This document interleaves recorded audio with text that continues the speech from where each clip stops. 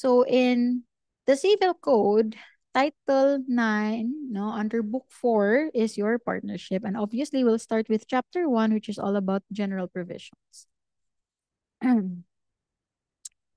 So, I'll use the annotations here.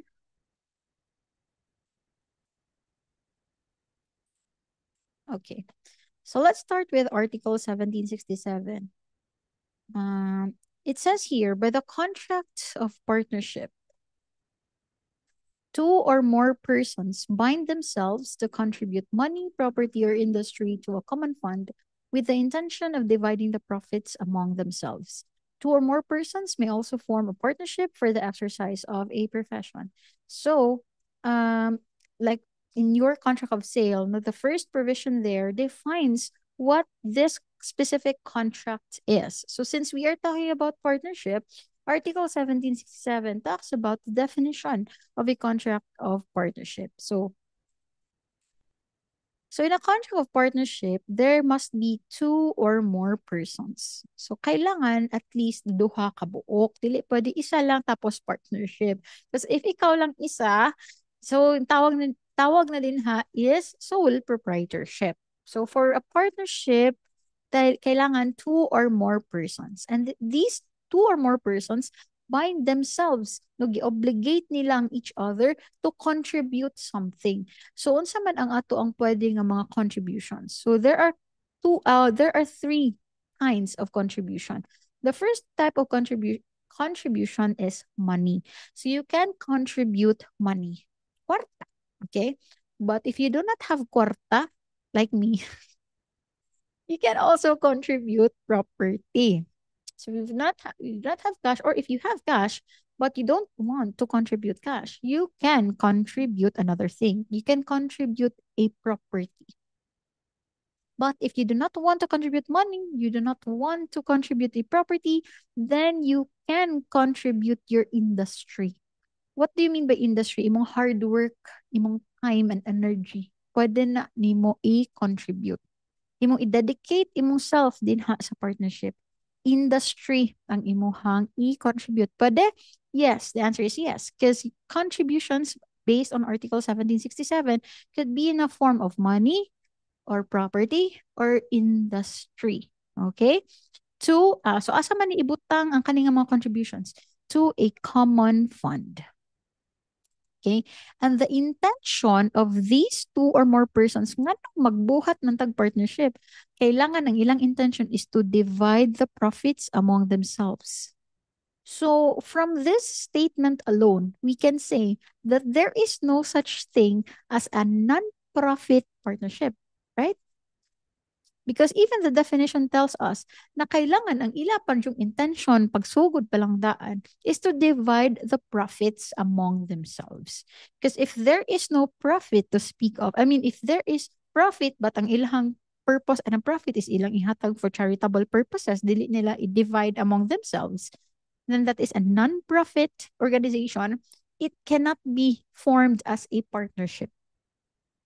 A partnership is always for profit. Okay. And then there must be contribution. Okay. If you contribute money or property, tawag na to nimo capitalist partner. If ang imuhang gi-contribute money or property, baron ang imuhang gi-contribute, then you are called a capitalist partner. If what you are contributing is your industry, ang tawag nato nimo industrial partner. Industrial partner. Now, why the distinction though? Why do we need to distinguish capitalist partner, industrial partner? Nganong dili naman lang jud partner? Because later on, no, in the later provisions, you can see that there are specific restrictions to an industrial partner. Na ay mga bawal buhaton si industrial partner nga dili bawal sa capitalist partner. So mo nang kailangan i-distinguish na to, dapat diha pa lang daan kahibaw ka kung unsa ka nga type of partner. Capitalist partner ba ka or industrial partner? Aside from um aside from that, na mga prohibitions, no? it's also important for us to know whether you are an industrial partner or a capitalist partner, because later on also we will discover that when it comes to losses, diba naman yung possibility no nga ang inyong business malugi jud at some point in time, no, especially if napaka sa early stage pa sa inyong business ba, diba, kasi garan man yun anak kay losses. So later on we will discover no na ang industrial partner wala siya share sa loss, pero naa siya share sa profit. Pero ang capitalist partners, naa sila share sa loss, obviously naa sila share sa profits.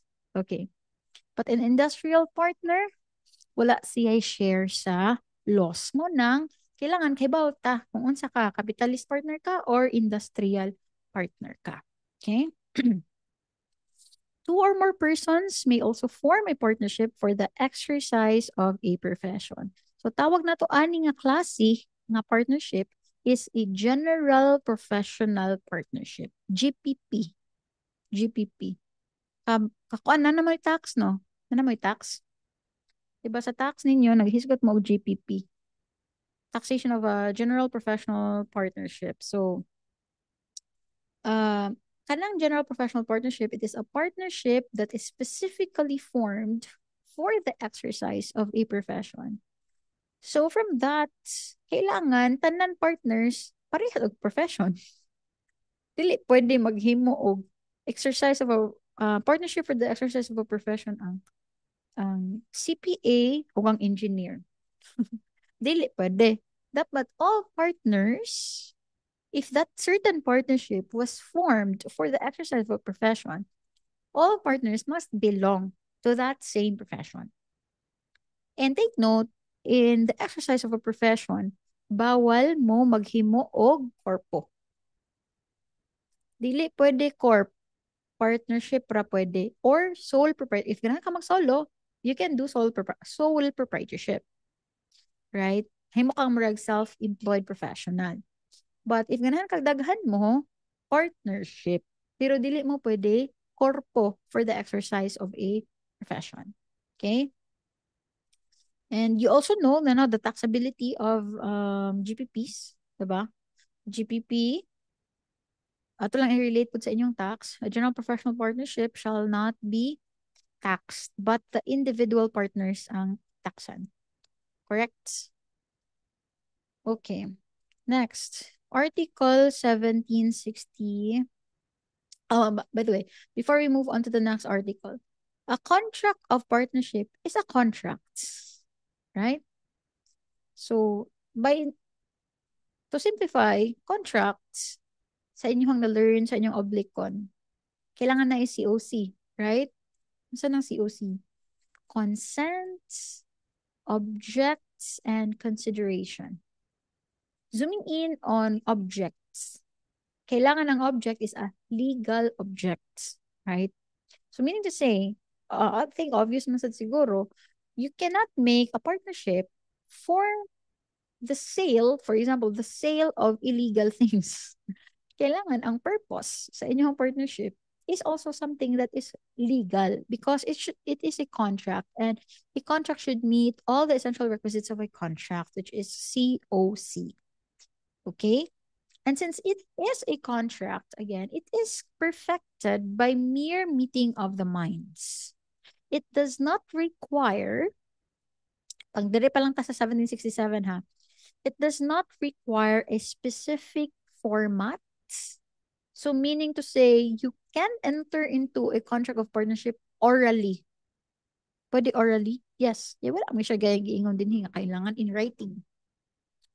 So it is a consensual contract, meaning to say, it is perfected by mere consent. So as long as you both, all of the partners consented kung unsa ang inyong i-contribute, o unsaon pag-divide ang profits among yourselves, kung pila man 30, 20, 50, or kung tulo mo kabuok, 33%, 33%, ag 33%, unsaon man ninyo pag-divide ang profits. So if na agreehan na ninyo tanan, if there is a meeting of the minds as to all of those things, the partnership is already perfect. The contract of partnership is already perfected. So even though you entered into, even though ang agreement lang ninyo, nag-agree mo, orally, that that doesn't make the partnership void.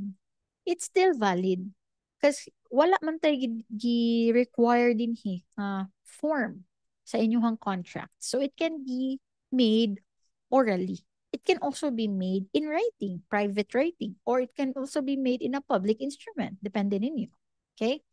So for example, nagkita mo sa inyong mga beshies no nangadto mo sa Starbucks after sa klase tas likod oy Starbucks ta na nya mo ato nangadto mo sa Starbucks. Storya mo besh nindot din yung inani nga business room nakadungog ko nakabasa ko ni Facebook na dako kay nikita og bitaw no sige sige. May na lang natay pang tuition sa School of Law.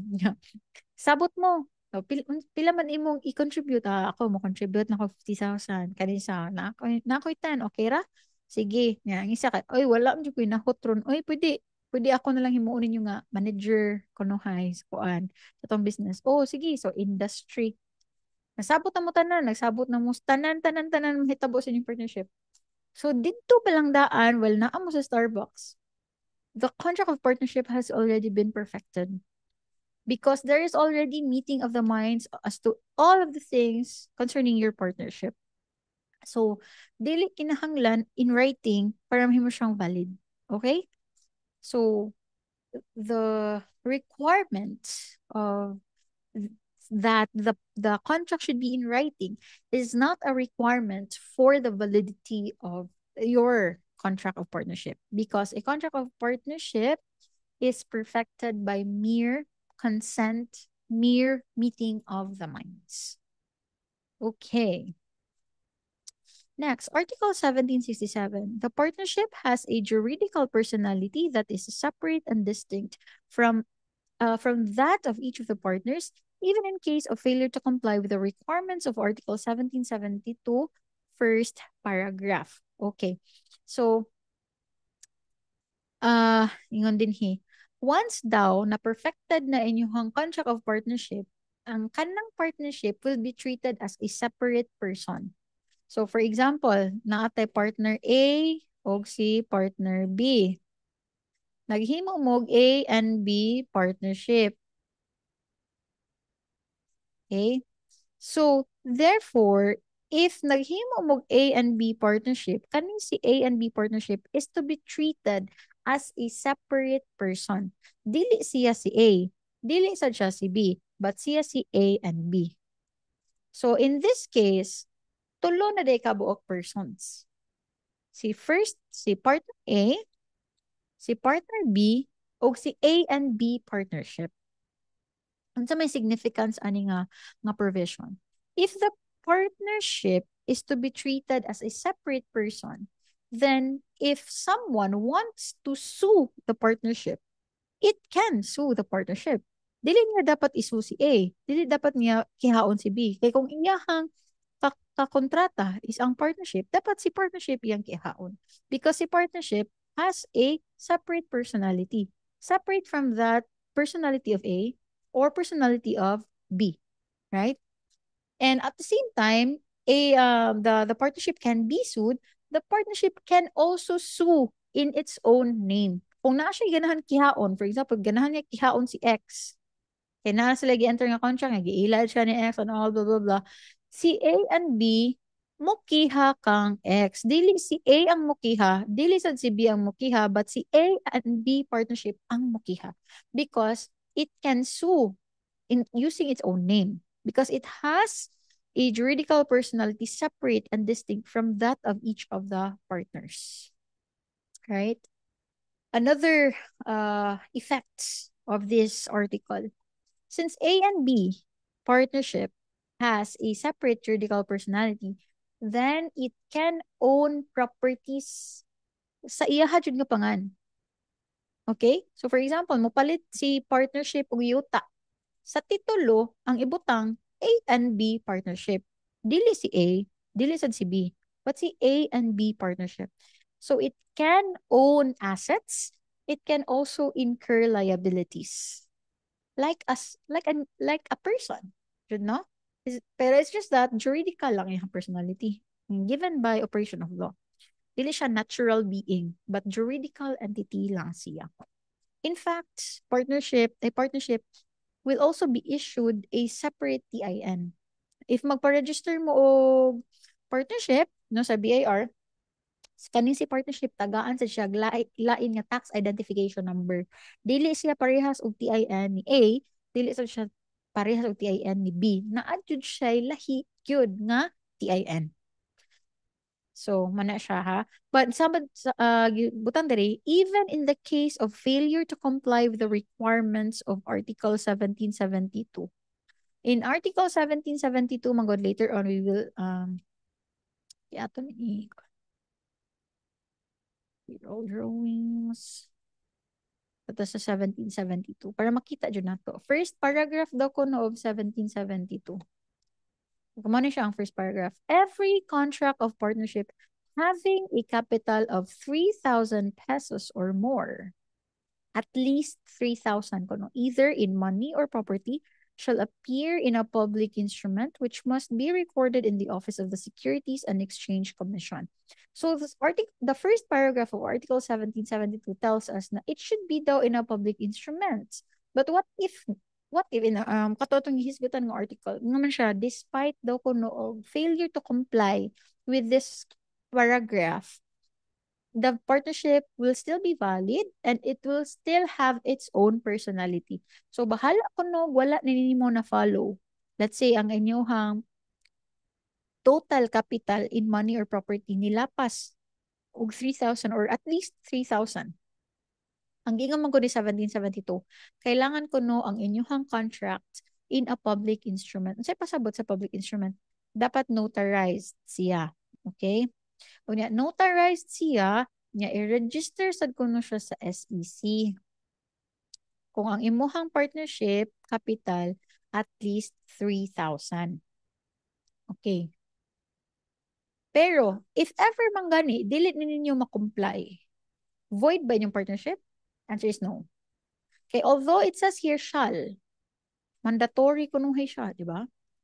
But this mandatory requirement doesn't go to the validity of the partnership. It's just, are you raising your hand, Sylvin? Sorry, kan pa ako nakabantay. Yes. Question lang attorney. Regarding atong kuan ba si A, B o si A and B. Oh. Unsay instances nga let's say si A musu ni A and basically si partner musu ni partnership. Unsay instances ana? For example, if naagyoy contract between the partner on his or her personal capacity and the partnership itself. Like for example, ang let's say this A and B partnership is retail store, for example, and A is a supplier of A and B. Kunya na ay something wrong with their contract, so they can also sue. Hmm. Okay. Thank you. Okay, so going back to this paragraph, although it says shall, again, it will not affect the validity of the partnership. Kung dili man ganin ninyo ma-comply, valid ra gyapon ang inyong partnership. Pero nalang siya repercussion. So, ang effect lang ani, you can be penalized by the SEC. And the SEC can issue like a closure order na ipastop ang inyong business. Okay? So, more on penalties lang ni siya if dili nimo siya ma-comply. It will not invalidate your partnership. Okay? So, na siya. At least clear na siya. Oops. So, balik ta. Dito sa babaw. So, clear na ni nato nga part ang kanisya. Oh? Even in the case of failure to comply with the requirements of Article 1772. So, ang na dito sa 1772, ingon dito na if ang imuha ko ng capital in money or property, if at least 3,000, kailangan daw ko notarized ang inyong contract of partnership. And aside from notarized, kailangan imo siyang ipa-register sa SEC. Makitapulan man mo or nakalimot man mo, for example, nakalimot mo sa Article 1772, valid rin hapon ang inyong partnership. Okay?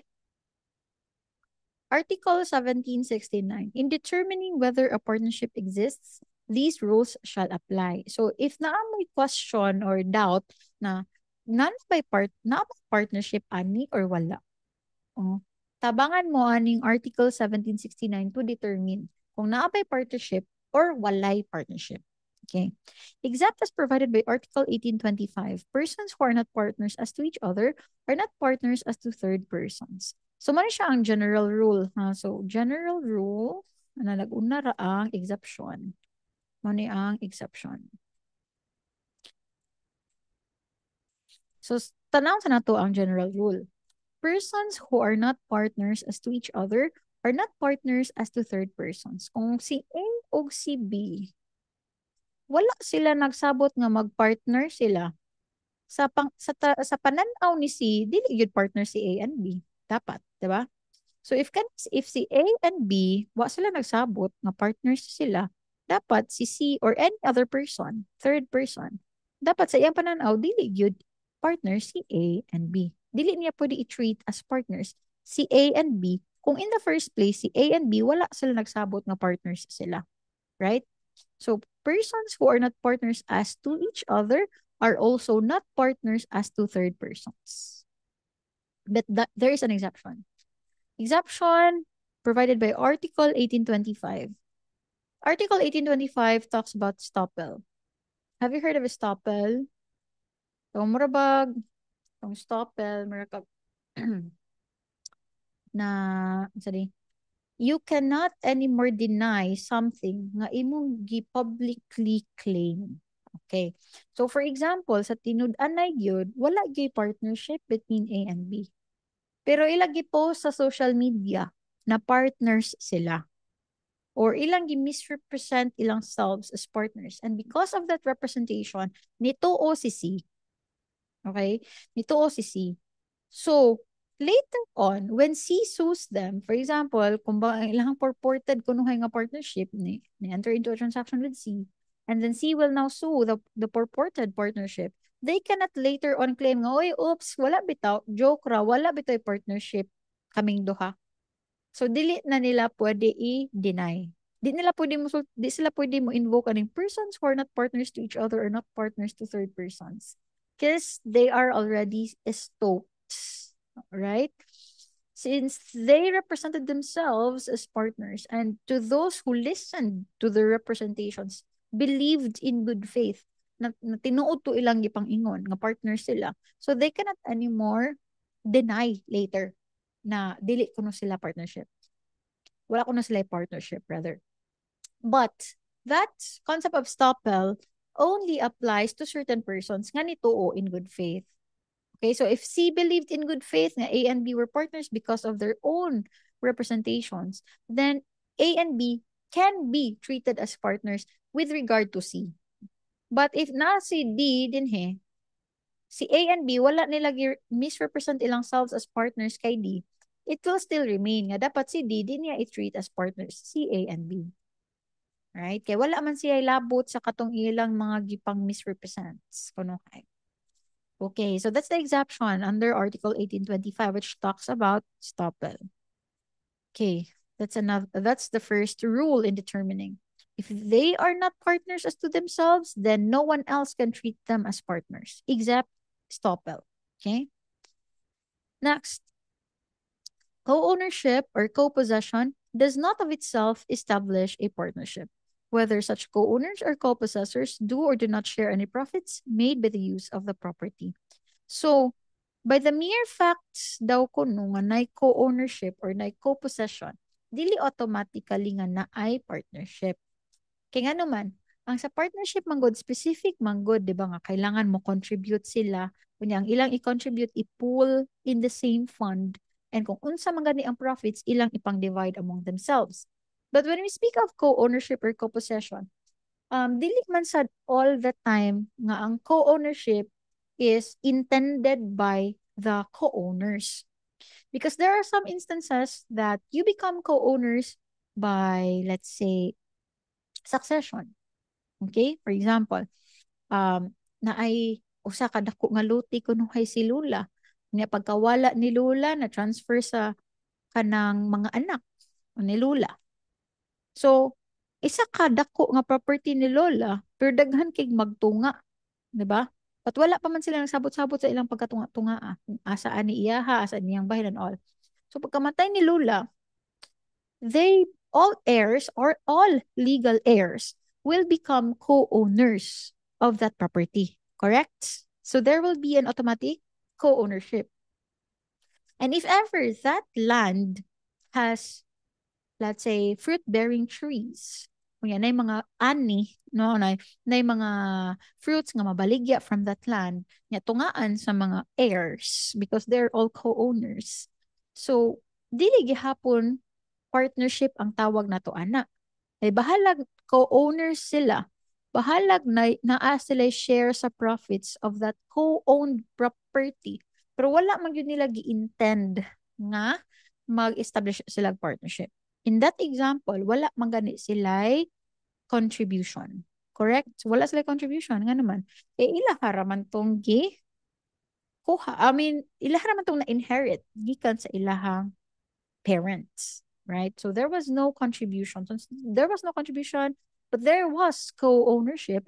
There is even the sharing of the profits kay na may profits tong yutaa.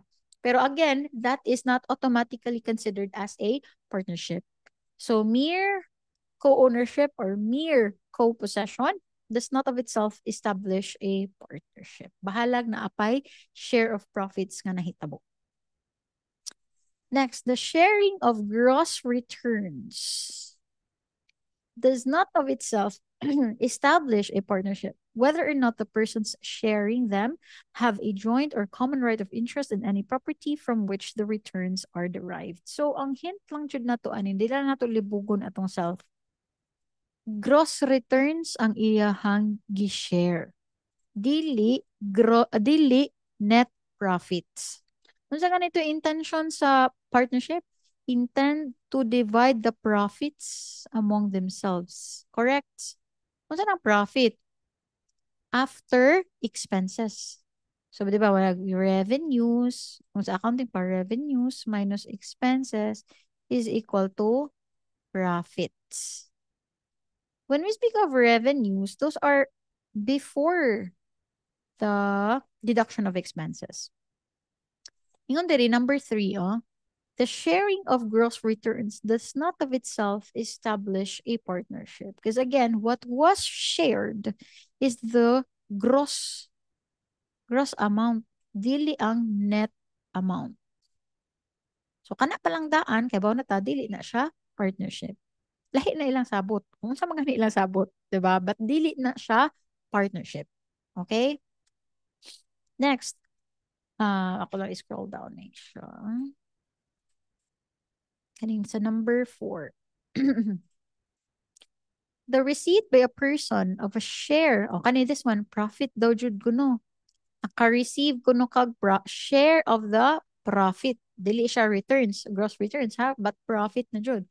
The receipt by a person of a share of the profits of a business is a prima facie evidence that he is a partner in the business.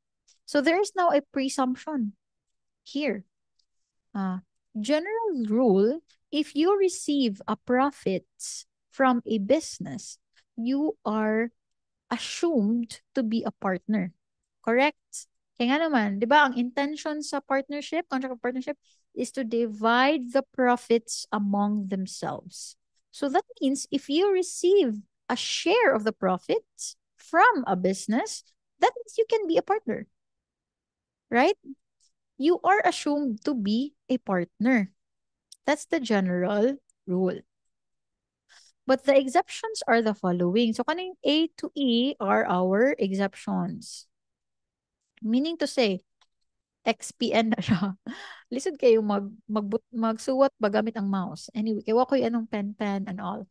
So, the general rule is, if you receive a profit from a business, you will be assumed as a partner.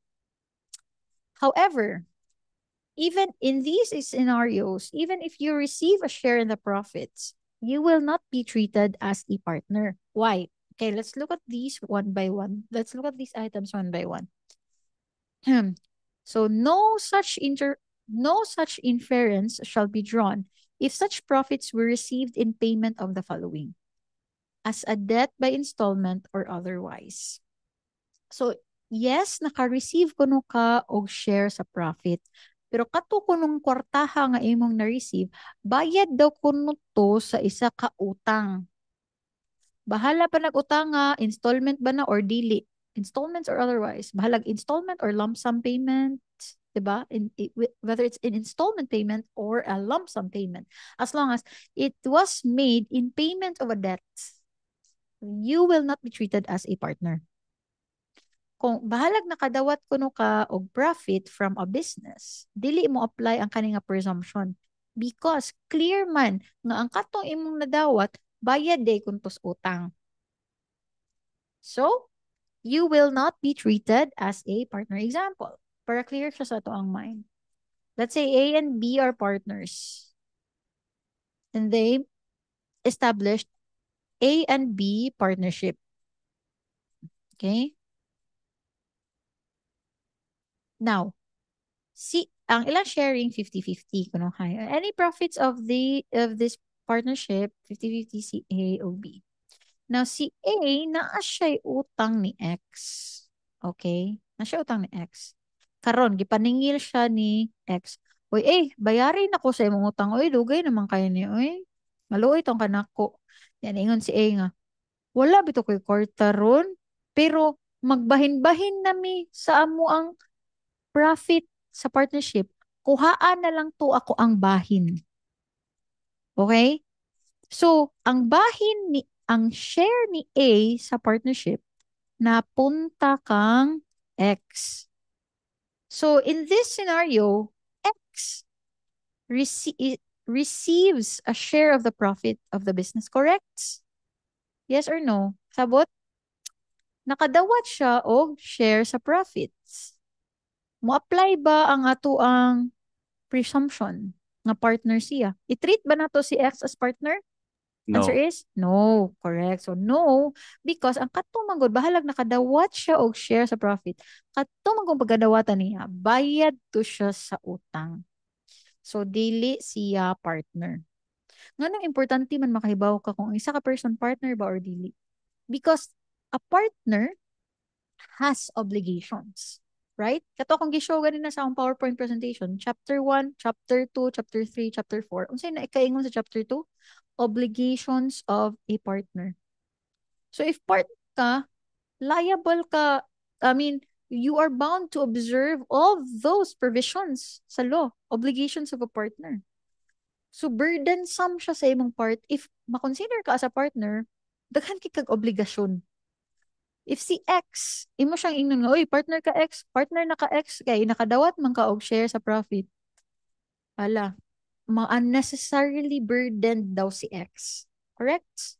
Kaya when in fact, dili ba siya partner? Higo ra siya nakdawat sa share of profits as a payment of debt. So we will not treat X as a partner.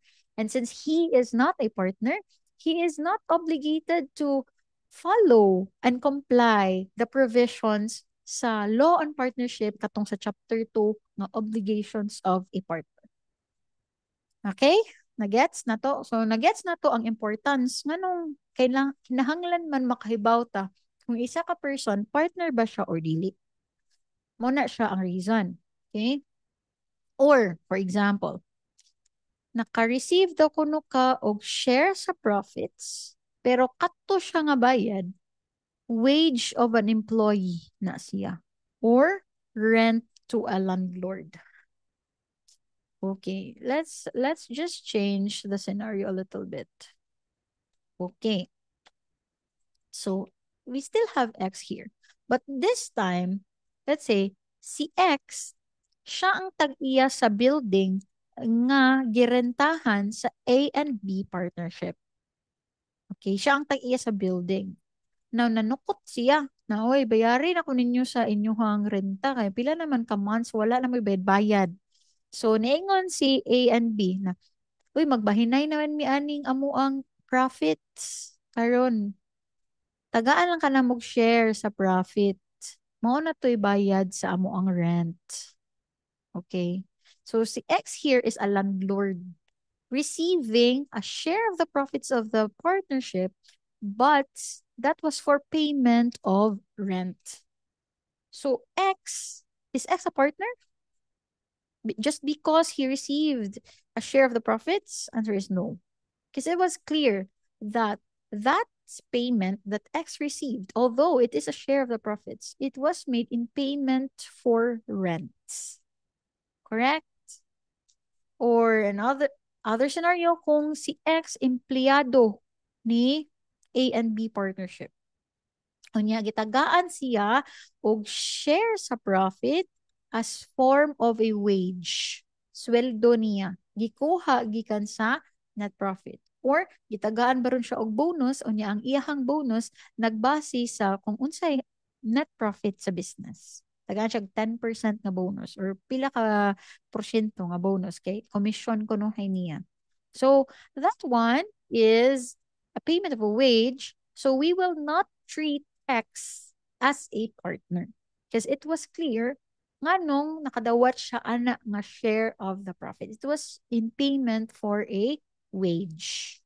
And X is an employee of the partnership. Nagets na to? Clear man sa to? And fair rapod siya nga provision. No? Kay kung imo siyang i-treat as partner just because nakadawat siya share of the profits, kaluoy pod ni X. Employee ra baya siya. Ngayon mo siyang patawan og daghan kay obligations of a partner. Dili sad pwede, no? Okay.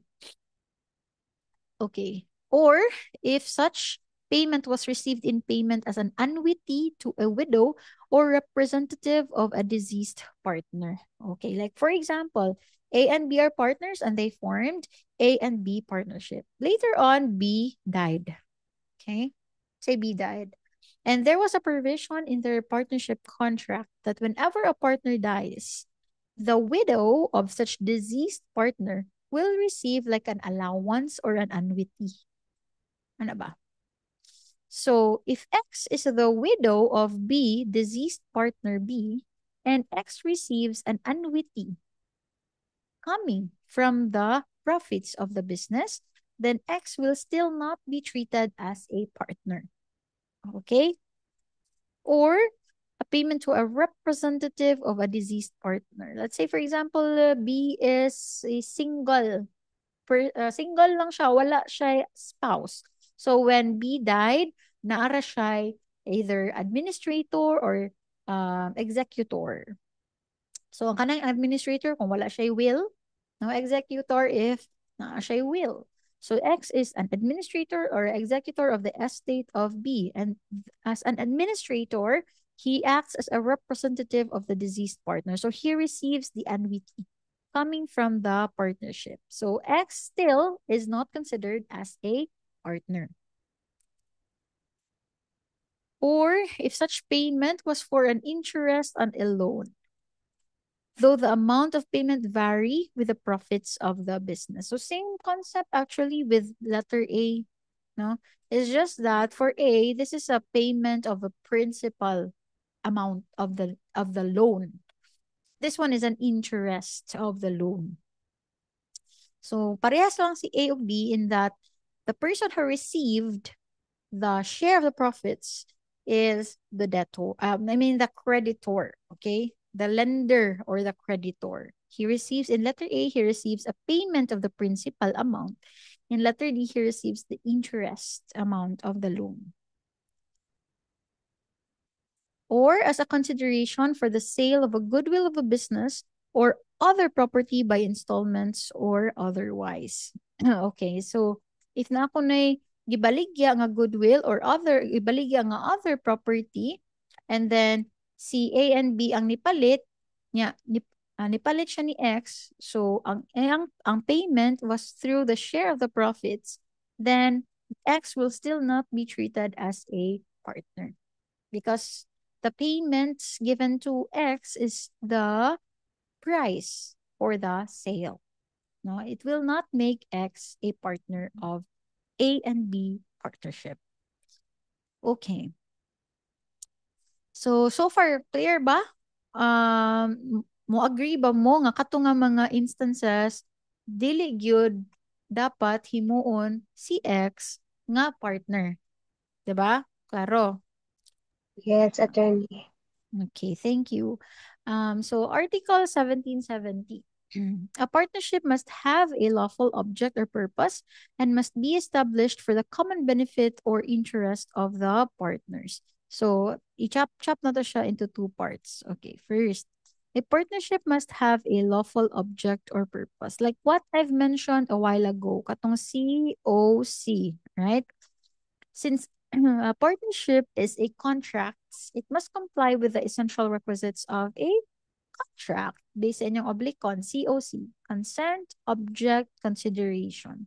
The O here pertains to your object or purpose. So, kailangan it must be a legal or lawful object or purpose. Dili pwede maghimo mo og partnership for the sale of shabu. Okay? Or for the sale of pornographic stuff. Okay, dili na siya pwede, or maghimo mo partnership para mahimo siyang love den. Dili pwede, okay?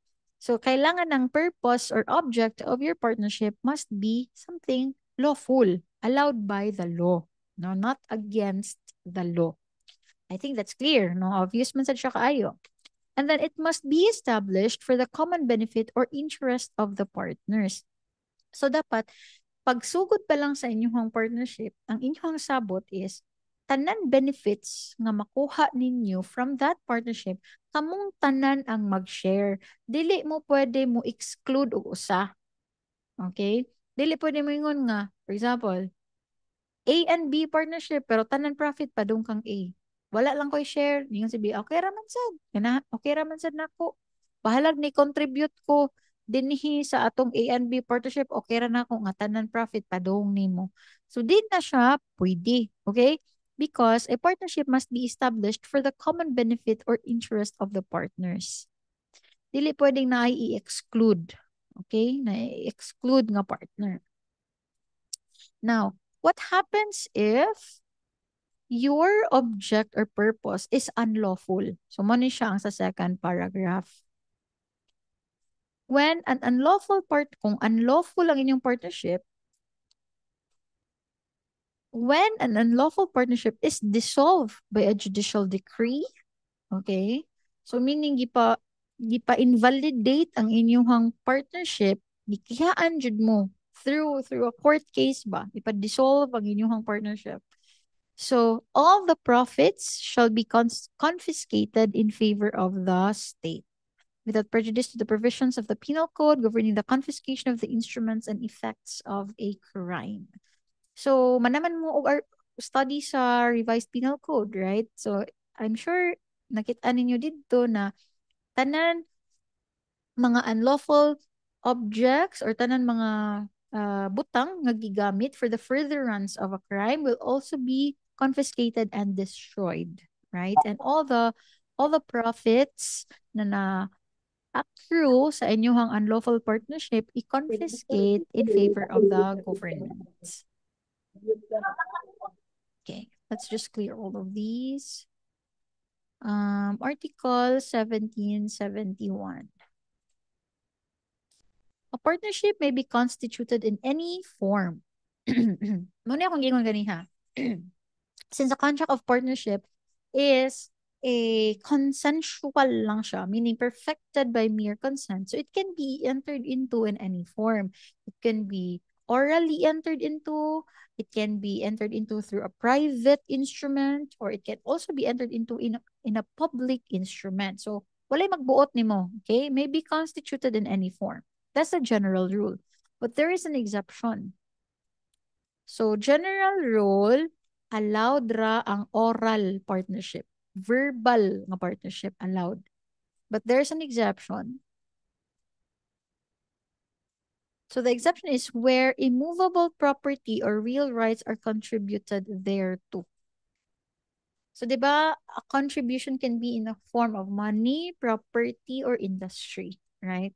So, if mo contribute kag property and that property is an immovable property, and say pasabot sa immovable property, real property, okay? Or real rights involving immovable property. So, if ang imuhang i-contribute is an immovable property or a real right, kailangan public instrument ang inyuhang partnership. Now, let's compare this to 1772. Diba, naghisgot ang taganiha, nakato shall appear in a public instrument if at least 3,000 or more, right? And we already cleared a while ago na even if dili mo makakomply sa 1772, valid ra gyapon ang imong partnership. Correct? Kaniha? But here, sa 1771, ang effects ani, if dili nimo ni ma-follow, void ang inyong partnership. So it goes to the validity of the partnership. 1771 affects the validity of the partnership. 1772 does not affect the validity of the partnership. Okay? So in here, if an immovable property is contributed to the partnership, no, katong money, property, or industry. So property ang contribute, specifically immovable property. You need to execute a public instrument for your partnership to be valid. So the public instrument requirement here is for the validity of a partnership. Kaning 1772, the public instrument requirement here is for convenience. It's more of like a policy ba? It doesn't go to the validity of the partnership, but if 1771, it will affect the validity of the partnership. Okay, so like for example, ingon si partner A, oy, mo contribute kog kwarta, 1 million. Ingon si B, wa ko'y kwarta pero na ako yuta karon, pwede na ako i-contribute. So since there was a contribution of an immovable property, kailangan ang partnership between A and B must be in a public instrument. Again, unsay pasabot kung public instrument? Dapat notarized siya nga documents. Okay? Nagets na to, ha? So, ang difference ni 1771 and 1772. But for example, if wala gi-contribute nga immovable property, then balik ta sa general rule that a partnership may be constituted in any form. So bahala pa nagnaabot nag 10 million din ha. Pero wala immovable property. Valid ra gyapon bahalag dili public instrument. Although it says in 1772 na if at least 3,000 or more kailangan daw public instrument, but again, this paragraph failure to observe this paragraph will not affect the validity of the partnership. Okay?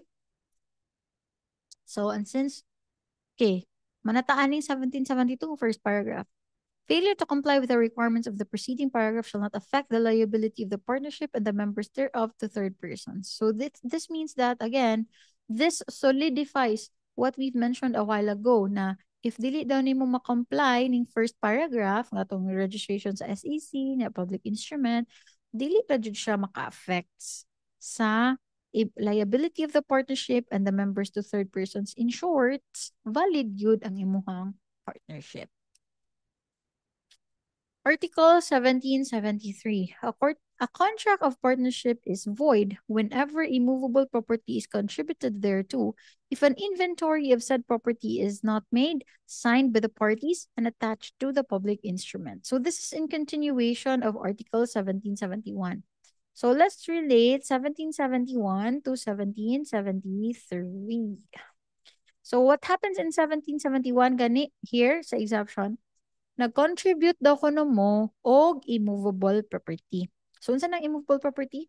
Kanang building, o structure affixed to the land. Nga di jud mo pwede i-move to another place. On the land itself. Okay. So if an immovable property is contributed to the partnership, aside from the contract should be in a public instrument, there is also an additional requirement. Kailangan na ay inventory of said property. Kanang inventaryo sa property, kailangan signed by the parties o i-attach nimo sa inyong contract of partnership.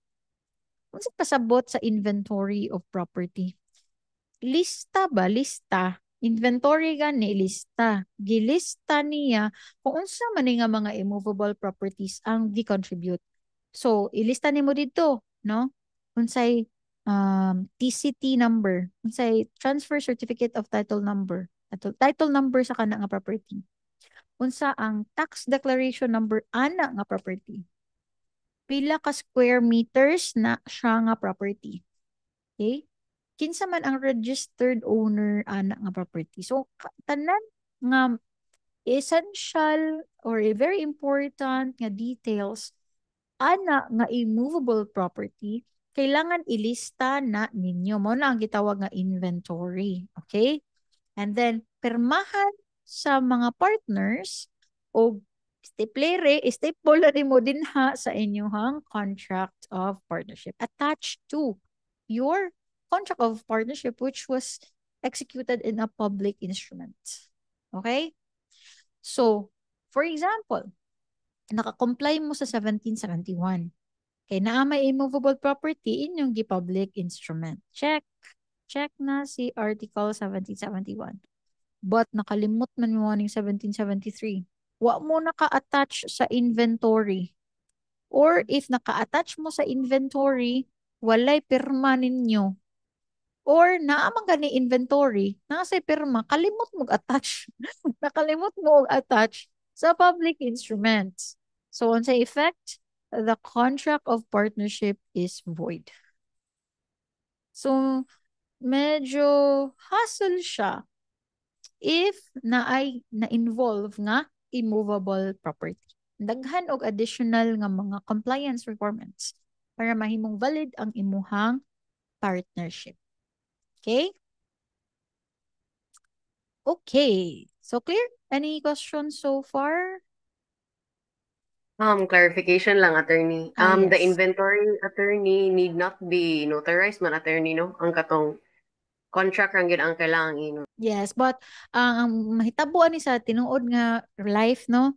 If magpa-register man gud mo og partnership, anya, moadto mo sa online naman ang registration ron sa partnership gyud sa SEC. Ato mo sa eSpark nga website. Automatic na siya, murag nara mo fill upan nga mga fields didto kanang mga boxes inyo ra i-type didto, automatic ang system na ang mohimo sa inyong contract na ana sa didto ang inventory of property.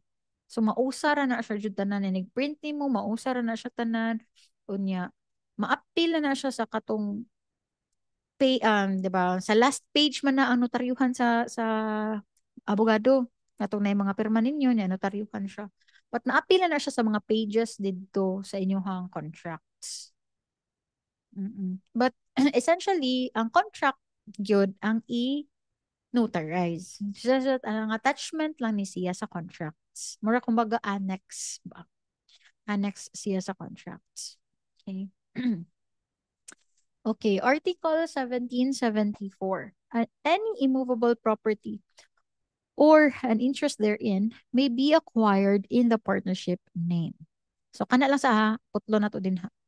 Sa totong gisulti ganina nga, ang partnership naa siya'y separate juridical personality apart from the partners. Right? Kato akong ingon ganina.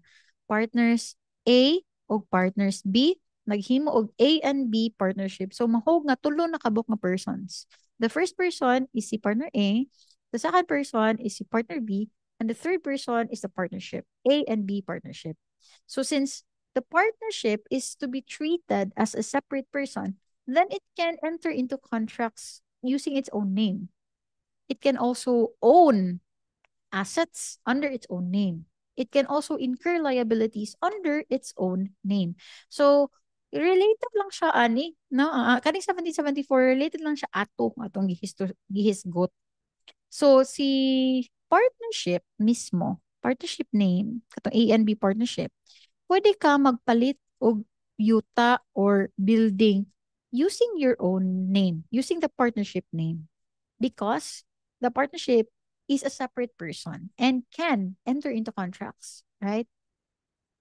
So if ang isa ka immovable property, let's say yuta, no, nipalit og yuta si partnership. So sa titulo mismo sa yuta, ang mabutang dito nga name sa owner, dili si A, dili sad si B, But si A and B partnership ang mabutang sa titulo sa yuta. Correct? Title so acquired can be conveyed only in the partnership name. So since ang titulo mismo, nag-ingon siya nga ang owner, si A and B partnership, kani siyang yuta ang ownership over this yuta. Pwede ra siya ma-transfer, mabaligya sa lain nga tao, but also under the partnership's name. So dapat ang seller, kung i-convey man gayud nimo ang property to someone else, ang name sa seller should be the partnership name. Dili ang name sa partners, but ang name sa partnership. Okay? Article 1775. Associations and societies whose articles are kept secret among the members and wherein any one of the members may contract in his own name with third persons shall have no juridical personality and shall be governed with the provisions relating to co-ownership. So, in essence here, nako na yung ang ilahang mga nasabutan daw ko no, ani magong articles, diha magud isud ang inyuhang details sa inyuhang organization. That's why kung sa corporation natay articles of incorporation. Kung sa partnership, articles of partnership. So unsa may naka-indicate sa articles? Name of the partnership, right? Dapat ang name sa inyong partnership nasa sud sa articles. The business address, the official principal address of your partnership. Kailangan nasa articles. The primary purpose of your partnership, nasa articles. What else ang nasa articles? Names of the partners. Kung kinsa ang mga partners, ani nga partnership, nasa articles. Another one, contributions, list of contributions of each of the partners, nasa articles. So mga important na details na siya sa articles. Right? If those articles are kept secret lang among the members, they're not made public. Wa ta kahibaw. Sila na kahibaw. Wa na kahibaw. Unya, bisan kinsa kuno nga members nila, pwede ra mo enter into contract in his own name with other persons. They shall be treated as having no juridical personality. Okay? And shall be governed by the provisions relating to ownership. In short, they are not treated as partnership. Okay? Each of the members man, pwede raman mo enter into contracts gamit ra iyang kaugalingon nga ngan. Dili ang name jud mismo sa ilang organization. Ang kaning mga details sa ilang organization wala dili nila ipahibaw sa uban nga mga tao. Sila ra kept secret among themselves. So wala siya separate juridical personality. So walay additional nga person nga mabuhi, okay? So kung kinsa la ang mga members, mao ra sad tong mga persons. Walay additional person in the form of partnership or their association and societies. Okay, what else?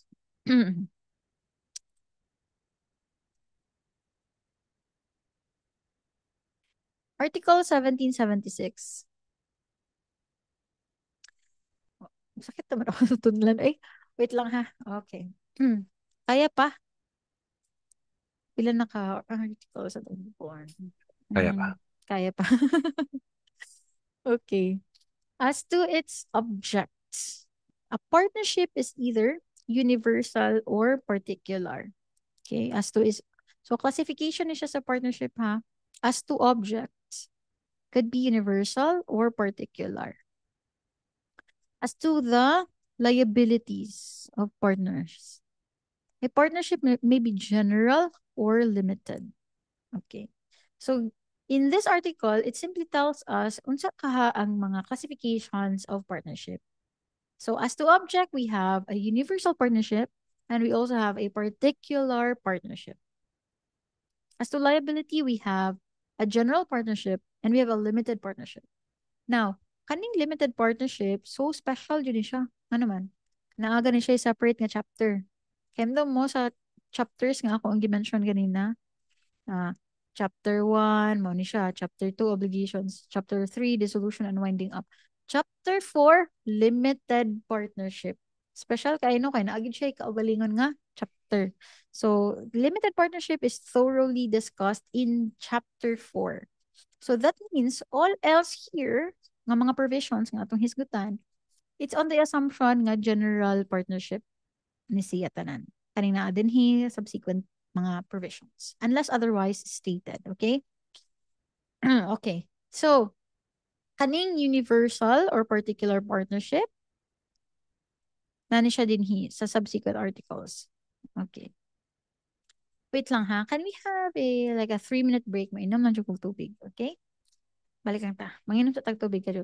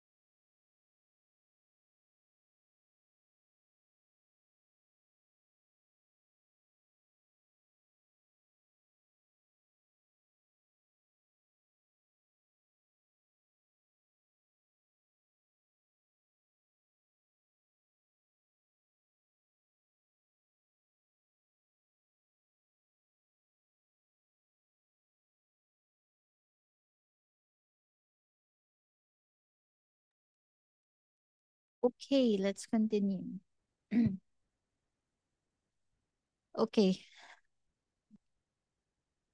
So basically, dili lang ako i-preempt mo sa limited partnership ha, but basically, um, in a general partnership, all partners are general partners, meaning walay limited partner. Because if na ay isa ka limited partner, the partnership will become a limited partnership. So ang gist lang ani is, if general ang partnership, all partners are liable to the extent of their personal properties.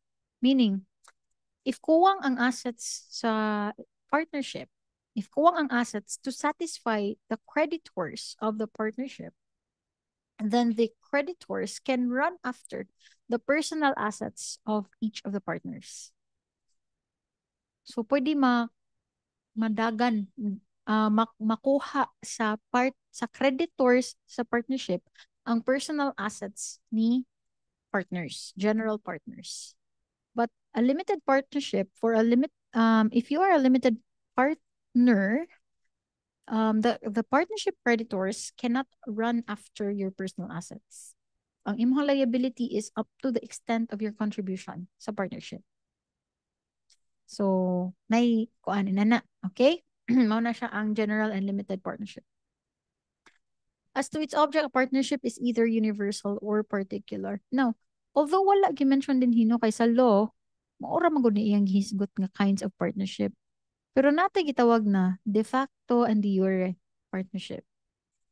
So, de facto and de jure. Now, ako nang i-correct daan ang inyong thinking ha. Kay sayop biya jud akong thinking jud sa una. Dugay kay ko naka-realize na abi man gud nako na ang de facto mura siya og mura siya kumbaga void nga partnership nga murag ni-exist lang siya in facts. Kanya de jure para nako mao na ang legal. Sayop di ay, okay? Ang de jure and de facto partnership, both of them are legal partnerships. Okay? Balik ha, de facto gani og de jure. Parehas na sila nga legal. Ang kalahian lang nila is that ang de jure nga partnership naka-comply sa tanan requirements sa law. Like for example, katong ganina sa 1772 na if at least 3,000 ang inyong capital, kailangan ninyo public instrument nga i-register sa SEC. So, if na-comply to nimo siya, de jure ka nga partnership. But if wala to nimo na-comply, void ba ang mong partnership? Dili, di ba? Dili. But since wala maka naka-comply sa uban requirements sa law, de facto ang imuhang partnership. De facto siya. But dili siya void. Because a void partnership can never become a de facto partnership. Kaya ako mong hunahuna sa una. De jure gani, naka-comply sa tanan, so valid. Nga de facto, na something wala niya na-comply, so void siya. Sayop di ay. Okay, sayop. Ayaw na siya butang sa inyong mind. Ayaw mo pagparehas na ako nung awa kasabot sa una. So, ang de facto and de jure are all valid partnerships. It's just that the jure naka-comply siya sa tanan. Like, especially sa katong registration sa SEC. Ang wala naka-comply, valid siya, but wala na-comply, like, kato ganina na wala siya naka-register sa SEC. Then, valid gihapon siya, pero de facto siya nga partnership. Okay? So, at least clear na siya daan sa tong minds. Okay, so as to object, a partnership is either universal or particular. Okay. So, here, ang mga subsequent nato dinhi nga discussions kay mag-una ta sa universal. Okay, unsa tay pasabot sa universal? Ari ta sa Article 1777. A universal partnership may refer to all the present property or to all the profits. So, ang universal, i-break down na to into two. Okay, 1, 2. The first kind of a universal partnership is a universal partnership of all present property.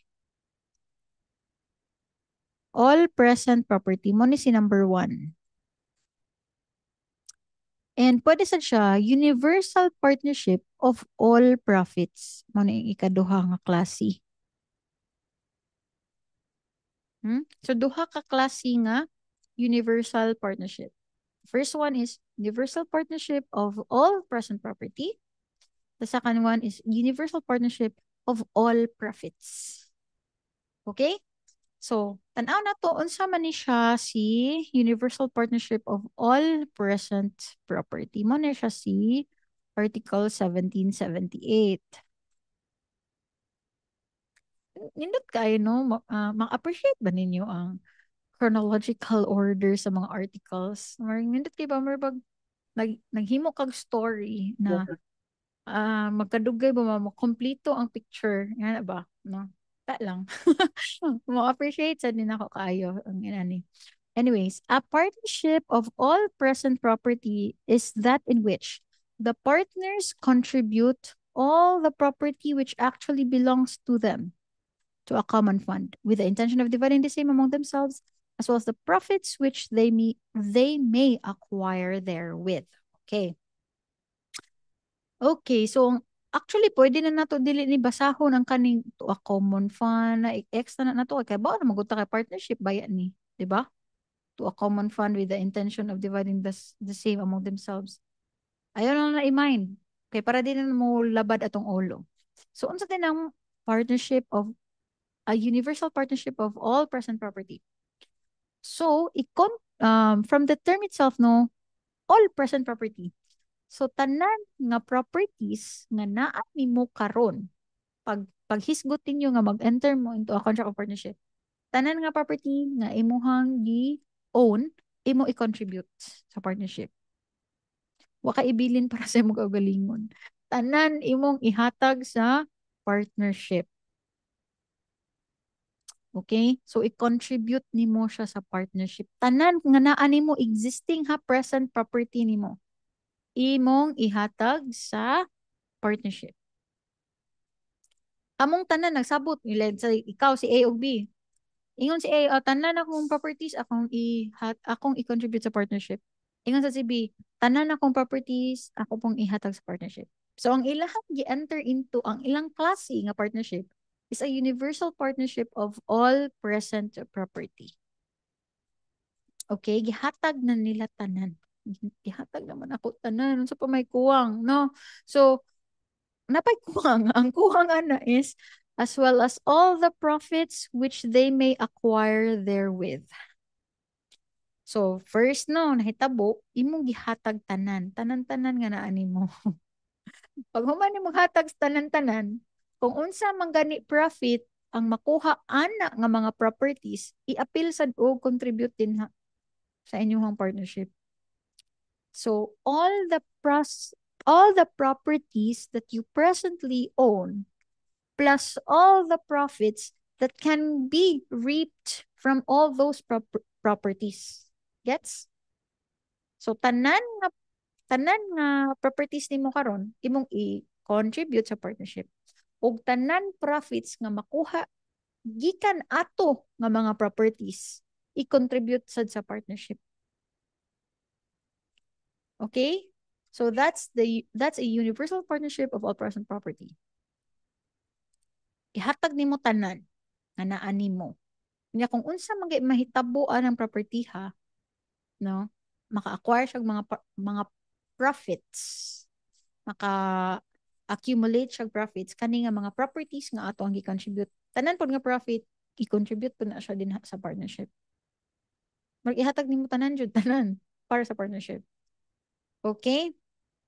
Now, discussing further, no? Universal Partnership of All Present Property, Article 1779. A universal partnership of all present property, the property which belongs, in a universal partnership of all present property, the property which belonged to each of the partners at the time of the constitution of the partnership becomes the common property of all the partners as well as the profits which they may acquire therewith. So, murag i-explain naman actually ang 1778 sa 1779. Niingon ra na, tanan kuno nga properties nga ni-exist nga naa nimo pag kana jung time nga naghisgot mo og magtukod mo og partnership kato nga tanan mabutang na siya sa common fund para sa all partners, diba? Plus ang all the profits nga makuha gikan ana nga mga properties. Diba? Duha ka bukatong timan-an sa universal partnership of all present property. First, ang all present property. Okay?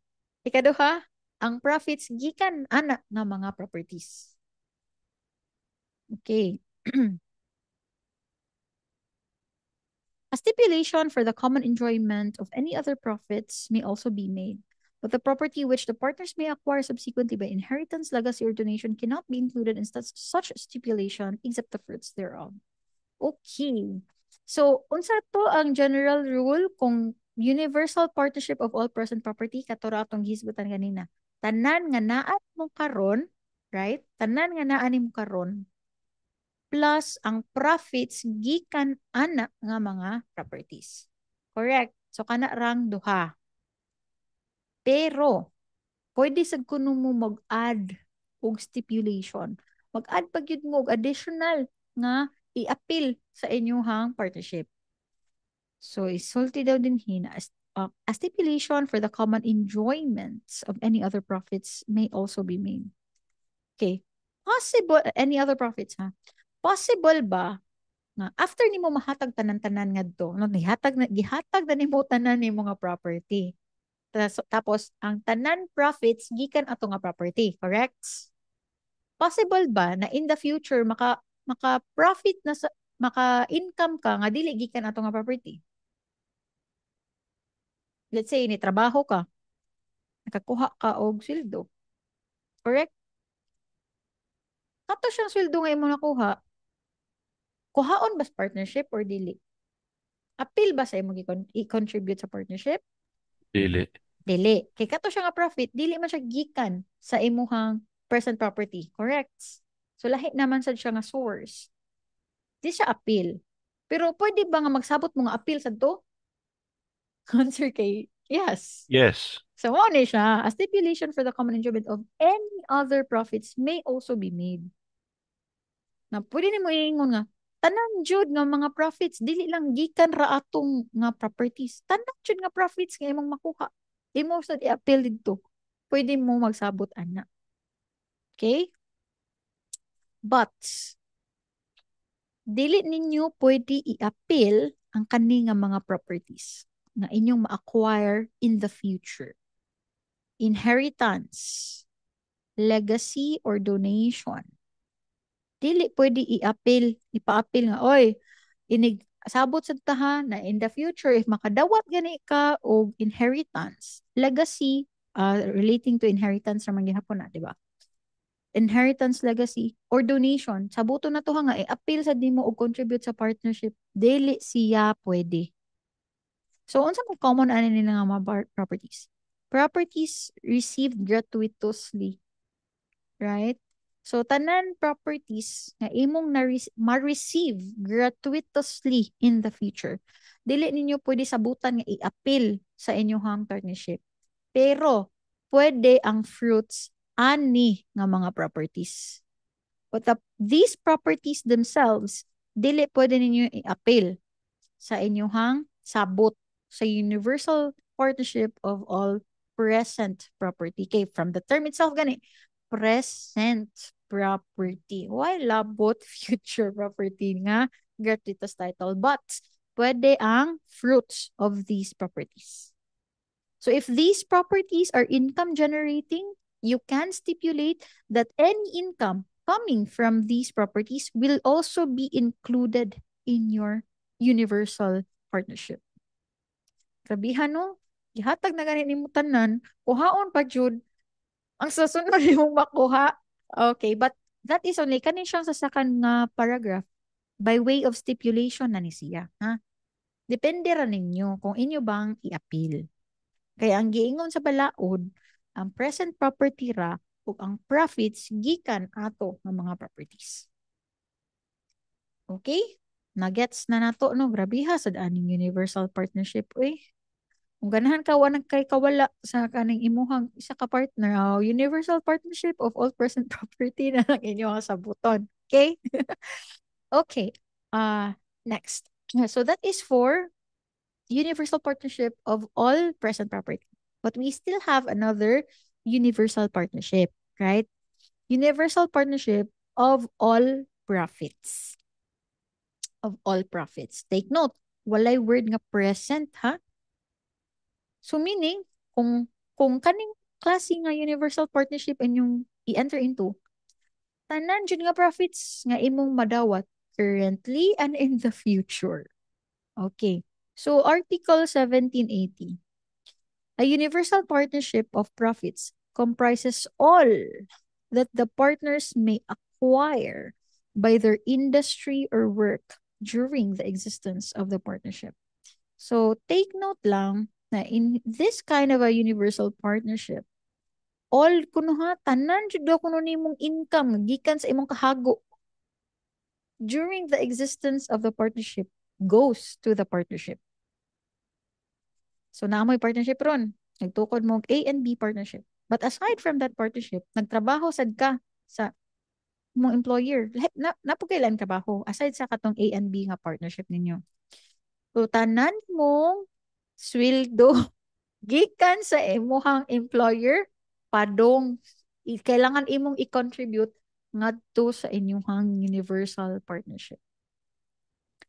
Yeah, aside from that, let's say nag-sideline ka sa resto, kanta-kanta ridto. Tanan jud, tanan tip nimo, tanan sweldo nimo ngadto ihatag nimo sa partnership. Pero why labot ang imong properties? Okay, all Mura man profits. nag-menu, ma'am. Menu mo Oh siguro na. no. Di sir, ang menu sir kay tanan na jud sir ba? Dili ra jud profit, property, profit, tanan na jud. Wala na jud exception, no? Bitaw. Pero na the exception gihapon oy sa inheritance, di ba? Sa inyong family code. Ang inheritance separate na siya nga property sa spouse. Okay. Okay, tanan nimong ma-acquire by your industry or work. So tanan nimong hinaguan nga profits imong ihatag sa partnership. Okay? Movable or immovable property which each of the partners may possess at the time of the celebration of the contract shall continue to pertain exclusively to each. Fancy kay siya nga pagkaingon, no? But in short, di ay, tanan ko nung naani mo nga property, ana nga time nga nahimo mo partnership, inyo haragi hapon. Dili ninyo ihatag sa partnership. Kaya nga naman, ang atong gi-enter into is dili man all present property, but of all profits naman. So, tanan property nga gi-own ninyo at the time nga nagsabot mo maghimo mo og partnership shall still pertain exclusively to each. Meaning, you will retain the ownership over those properties. What you will contribute is only all profits that you will acquire through your industry or work. Okay? But, here na pasumpay, only the usufruct passing to the partnership. Ano ang usufructs? The use of those properties. So, ang title or ownership of the property will still be yours. As ikaw ang partner ka, imo hargyapon na ang property. Pero ipagamit lang nimo ang property ngadto sa partnership. Only the usufructs will be contributed to the partnership. Okay. Now, which one do you think is more onerous? Universal partnership of all present property or universal partnership of all profits? All present property. Correct. Profits. Oh, Huh? So correct si Carla. No, na ang all present property kay murag bugat ra kayo, no? Kay tanan gani nga property plus profits from those properties. Whereas kung si universal partnership of profits raman, wala may labot ang properties nga imong ihatag ngadto. So, mas bugat, mas hassle si universal partnership of all present property. So, in that case, okay, for example, nagsabot mo sa kaninga partner, uy, universal partnership ta. Pero wa mo nag-specify kung unsa nga klase na universal partnership. So, unsa man ang i-assume sa balaod? ang tanan, The more onerous or the lesser onerous nga klase? the more Lesser onerous. onerous. Okay, so kay buutan man ang atong civil code, no, ingon siya, ang lesser onerous lang. Kay para di kaayo mo hilak ang ato ang partner. So if silent ang inyong sabot, as to unsa nga klase nga universal partnership ang inyong gisabutan. Okay? I-assume sa balaod na universal partnership of all profits. Ra. Okay, para dili ma-appeal ang inyong properties. At least, inyo haragyapon ang properties. Correct? Okay, agree ba tatanan nga mas lesser onerous ang universal partnership of all profits? Yes. Yes, okay. Yes, no lang, eduka na kaayo. Ito, akong anak natog na. Okay, asa naman ta? Okay, ano siya si Article 1781. Articles of universal partnership entered into without specification of its nature only constitute a universal partnership of profits. Mato akong gingon kanina. If silent ang inyong ang articles mo na inyong contract ha, na diha tanan ang mga gisabutan ninyo. So, if silent siya kung universal partnership of all present property or universal partnership of all profits, then ang atong i-assume is just a universal partnership of all profits or profits. Okay? 1782. Persons who are prohibited from giving each other any donation or advantage cannot enter into universal partnership. Okay. So, ka-remember mo nasa man siya sa inyuha sigurong persons and family Persons. relation. No. So, kinsa man tong mga tawhan nga di pwede mag-donate sa each other. Nag-asawa. Pang minyo. Manag-asawa, minyo. What else? Who else? Maura man. Those who are guilty of adultery or concubinage, right? So, nakikabit, dili ka pwede kunuhay mag-donate niya. But ang tinuod no, sige kag-donate niya. Samsakpan lang. Pero dili pwede mo enter into a universal partnership. Kaya kumbaga man good, ang essence man good sa universal partnership, mura mo nimo gi-donate. No? Mura mo nag-donate sa each other ba? In the form of that partnership. So, mura siyang circumvention sa prohibition on giving each other any donation. So, spouses, no, husband and wife, cannot enter into a universal partnership. So, if they cannot enter into a universal partnership, they can still enter into a particular partnership. Diba? As to object, a partnership could be universal or particular.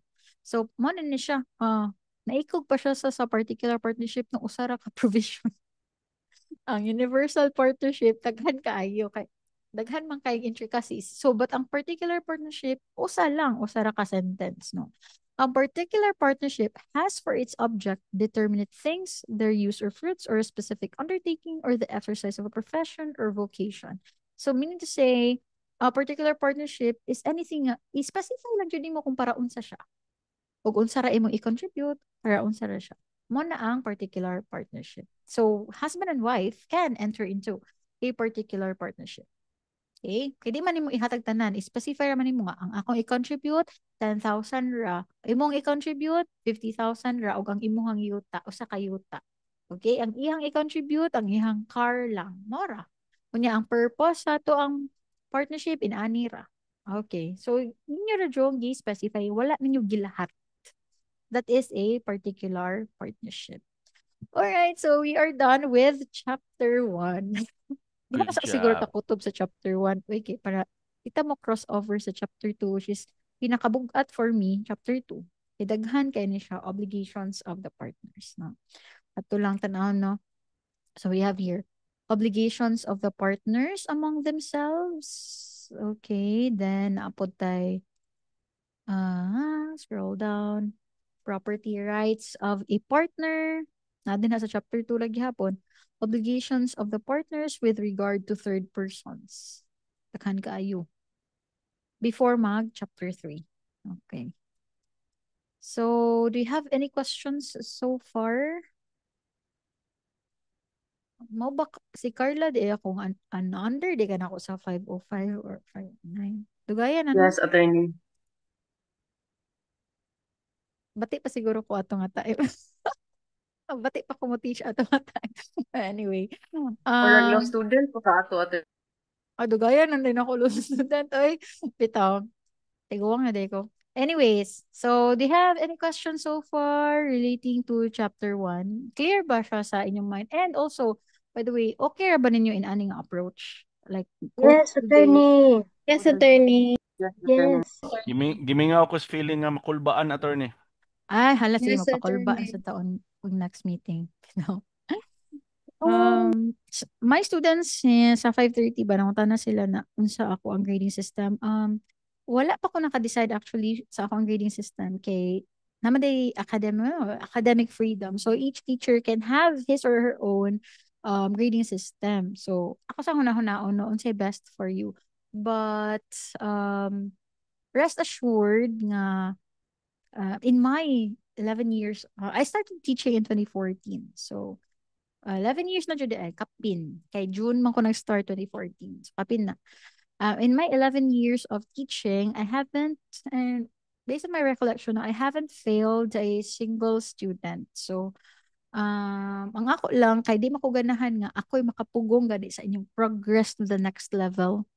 So, ang ako lang goal as a teacher is to make the law clear in your minds. Unya, kanang, nadyan mo yung mabitbit ba pag human sa semester.